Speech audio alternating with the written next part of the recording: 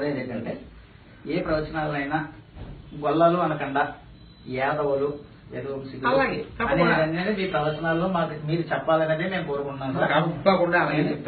కాకపోతే ఇంకోటి సమస్య మా వాళ్ళు చెప్పారు, యాదవులకి రాజ్యాధికారం లేదు, రాజ్యాన్ని పాలించే హక్కు లేదు అని తమరు ఒక ప్రవచనంలో అన్నారని. మహాభారతంలో ఒక కారణం చేత కృష్ణాదులు రాజ్య పరిపాలన చెయ్యలేదు. చెయ్యకుండా ఏం చేశారంటే వేరు వంశం వాళ్ళకి రాజ్య పరిపాలన ఇచ్చారు. అవి ఆ యుగంలో ఒక కాలంలో జరిగినవి, అంతేగాని ఎప్పటికీ లేకుండా పోతుంది అన్నది సిద్ధాంతం కాదండి. అది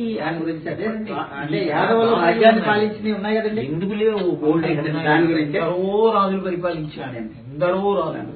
అయితే మిమ్మల్ని కోరేది ఒకటే, ప్రతి ప్రవచనంలో కూడా యాదవులు అనేది కొంచెం చెప్పాలి. తప్పకుండా తప్పకుండా తప్పకుండా అందులో సందేహం ఏమిటి? తప్పకుండా అలాగే మా కావాలి. యాదవులన్నా పేరు కండి, రాజులన్నా పేరు ముందు కదా సార్. అది అదే చంద్రవంశం అంటారు కదండి.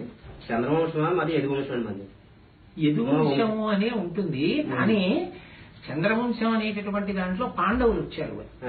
అదేంటి కానీ అవన్నీ ఏం తక్కువ వంశాలు కావండి, అవన్నీ పరమాద్భుతమైన వంశాలు. యాదవరాజులు ఎందరో ఉన్నారు. మీరు చరిత్ర పరిశీలిస్తే యాదవులకు ఒక చరిత్ర ఉందంటారు. చరిత్ర, రాజులు, పరిపాలన, వైభవం ఎన్నో ఉన్నాయి. అందుకని అవన్నీ కాదనలేని విషయం. చంద్రవంశం పాండవులు. అందుకే like and subscribe